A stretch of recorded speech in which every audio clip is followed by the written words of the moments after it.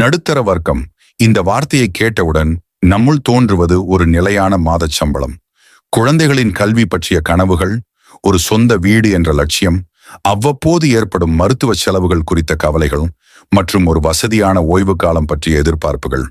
இந்திய சமூகத்தின் முதுகெலும்பாக விளங்கும் இந்த நடுத்தர வர்க்கம் ஏழ்மைக்கும் பணக்கார வர்க்கத்திற்கும் இடையில் ஒரு பாலமாக இருக்கிறது. ஒரு காலத்தில் வரவுக்குள் செலவு செய் என்பது மட்டுமே பண மேலாண்மையின் ஒரே மந்திரமாக இருந்தது. ஆனால் இன்றைய நவீன உலகில் அதிகரித்து வரும் பணவீக்கம், மாறி வரும் வாழ்க்கை முறை மற்றும் எதிர்காலம் குறித்த நிச்சயமற்ற தன்மை ஆகியவை பணத்தை நிர்வகிப்பதை ஒரு சிக்கலாக மாற்றியுள்ளன. நடுத்தர வர்க்கத்தினருக்கு வெறுமனே சேமிப்பது மட்டும் போதாது.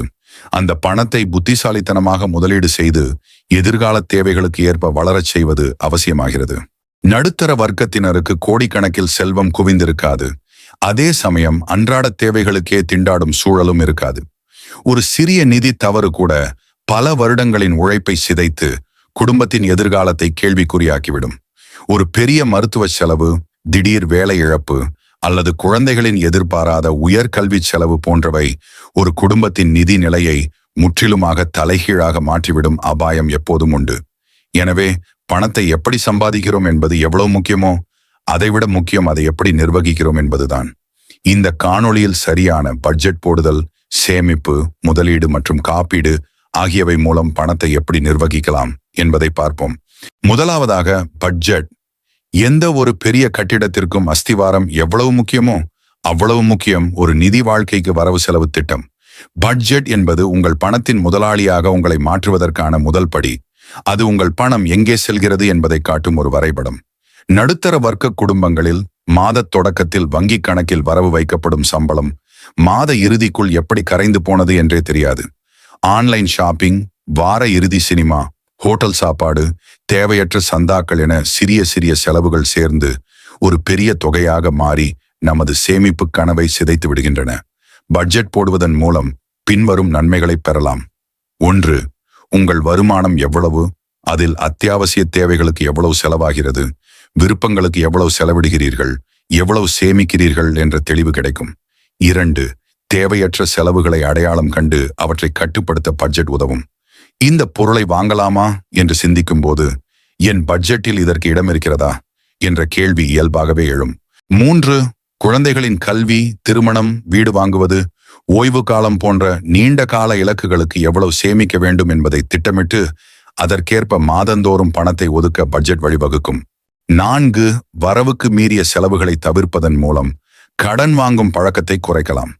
ஏற்கனவே உள்ள கடன்களை விரைவாக அடைப்பதற்கான திட்டத்தை உருவாக்கவும் பட்ஜெட் உதவும்.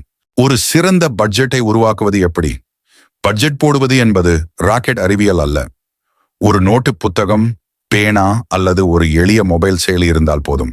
சம்பளம், பகுதி நேர வருமானம், வாடகை வருமானம் என அனைத்து வழிகளிலிருந்தும் வரும் மொத்த மாத வருமானத்தை கணக்கிடுங்கள். இதுதான் உங்கள் பட்ஜெட்டின் தொடக்க புள்ளி. முதல் மாதம் உங்கள் செலவுகளை கண்காணிக்க மட்டும் செய்யுங்கள். ஒவ்வொரு சிறிய செலவையும் ஒரு தேநீர் உட்பட குறித்து வையுங்கள். மாத இறுதியில் உங்கள் பணம் எங்கே சென்றது என்ற உண்மை உங்களுக்கே அதிர்ச்சி அளிக்கலாம். பட்ஜெட் என்பது ஒரு முறை செய்துவிட்டு மறந்துவிடும் விஷயம் அல்ல. ஒவ்வொரு மாதமும் உங்கள் பட்ஜெட்டை மறு ஆய்வு செய்யுங்கள். செலவுகள் அதிகரித்ததா, குறைந்ததா என்று பாருங்கள்.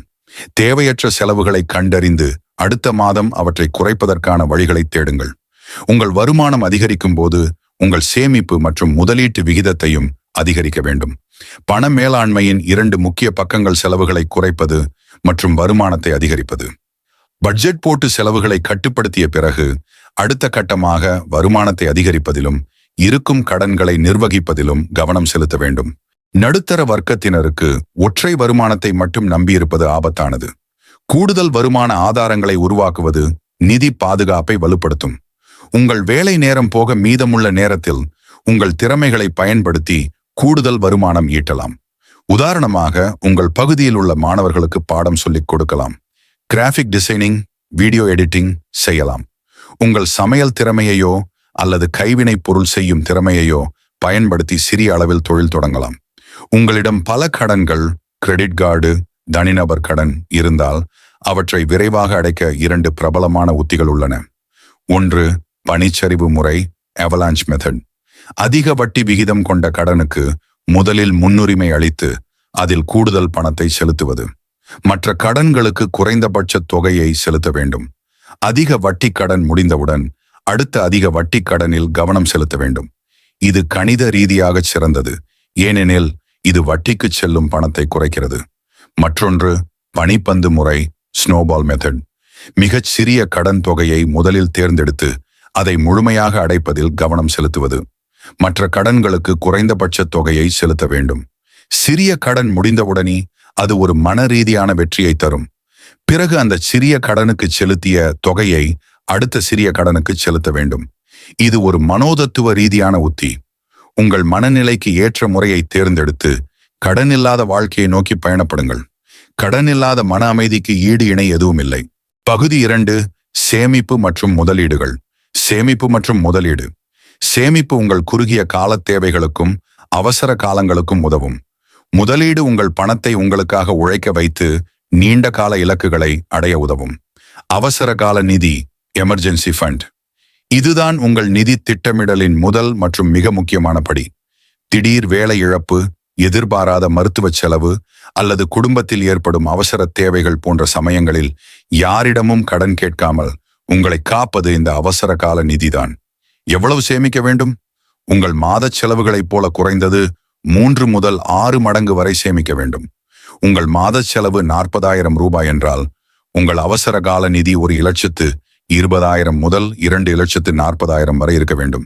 எங்கே வைத்திருக்க வேண்டும்? இந்த பணத்தை எளிதில் எடுக்கக்கூடிய மற்றும் பாதுகாப்பான இடத்தில் வைத்திருக்க வேண்டும். சாதாரண சேமிப்பு கணக்கு, சேவிங்ஸ் அக்கவுண்ட் அல்லது லிக்விட் மியூச்சுவல் ஃபண்டுகள் வைக்கலாம். இதை பங்கு சந்தை போன்ற அதிக இடருள்ள முதலீடுகளில் போடக்கூடாது. நீங்கள் கஷ்டப்பட்டு சேமித்த பணத்தை வங்கியில் அல்லது பீரோவில் வைத்தால் அதன் மதிப்பு காலப்போக்கில் குறையுமே தவிர வளராது. இதற்கு காரணம் பணவீக்கம், இன்ஃப்ளேஷன். இன்று 100 ரூபாயாக்கு வாங்கும் ஒரு பொருளின் விலை அடுத்த ஆண்டு 106 ரூபாயாக உயர்ந்தால் பணவீக்கம் 6% என்று அர்த்தம். உங்கள் பணம் பணவீக்கத்தை விட அதிக விகிதத்தில் வளரவில்லை என்றால் நீங்கள் உங்கள் வாங்கும் சக்தியை இழக்கிறீர்கள். உதாரணமாக, வங்கியில் சேமிப்பு கணக்கில் உங்கள் பணத்திற்கு 3% வட்டி கிடைக்கிறது. ஆனால் பணவீக்கம் 6% இருக்கிறது என்றால் உங்கள் பணம் உண்மையில் ஒவ்வொரு ஆண்டும் 3% மதிப்பை இழக்கிறது. எனவே பணவீக்கத்தை வென்று உங்கள் பணத்தை வளரச் செய்ய முதலீடு செய்வது அவசியம். நடுத்தர வர்க்கத்தினருக்கான சிறந்த முதலீட்டு வழிகள்: மியூச்சுவல் ஃபண்டுகள், பொது வருங்கால வைப்பு நிதி, பிபிஎஃப், பங்குகள், தங்கம், நிலம். பகுதி 3, எதிர்கால பாதுகாப்பு, காப்பீடு. நீங்கள் எவ்வளவுதான் சிறப்பாக பட்ஜெட் போட்டு சேமித்து முதலீடு செய்தாலும் ஒரு எதிர்பாராத நிகழ்வு உங்கள் நிதி திட்டத்தையே சிதைத்துவிடும். அந்த நிகழ்வுகளில் இருந்து உங்களையும் உங்கள் குடும்பத்தையும் பாதுகாப்பதே காப்பீடு. பலர் காப்பீட்டையும் முதலீட்டையும் குழப்பிக் கொள்கிறார்கள். காப்பீடு என்பது லாபம் ஈட்டுவதற்கான கருவி அல்ல. அது உங்கள் நிதி வாழ்க்கைக்கு ஒரு பாதுகாப்பு வலை. நடுத்தர வர்க்கத்தினர் கட்டாயம் வைத்திருக்க வேண்டிய 2 காப்பீடுகள். 1, டெர்மின் இன்சூரன்ஸ். குடும்பத்தின் வருமானம் ஈட்டும் நபர் கட்டாயம் எடுக்க வேண்டிய பாலிசி இது. பாலிசிதாரர் எதிர்பாராத விதமாக இறக்க நேரிட்டால் அவரது குடும்பத்திற்கு ஒரு பெரிய தொகை, சம சூட், வழங்கப்படும். இது குடும்பத்தின் நிதி எதிர்காலத்தை பாதுகாக்கும்.